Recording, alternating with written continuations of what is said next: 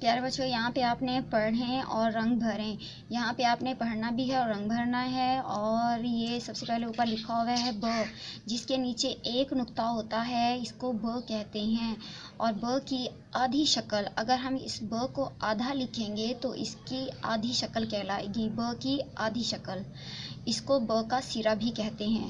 ب کا سرا، ب بس، ب بندر، ب بدخ. ب کا سرا، ب بس، ب بندر، ب بدخ.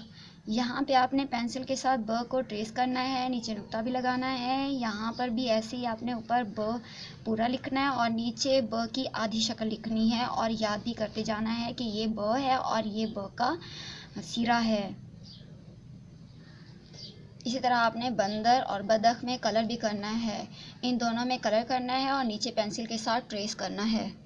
اس طرح ہوم ورک میں آپ نے ب کی پوری شکل اور آدھی شکل کسی سے بھی لکھوا لیں، اپنے بابا ماما یا کسی سے بھی لکھوا لیں. اور یہاں پہ آپ نے ب کی پوری شکل لکھنی ہے، ایک لائن چھوڑ کے لکھتے جانا ہے.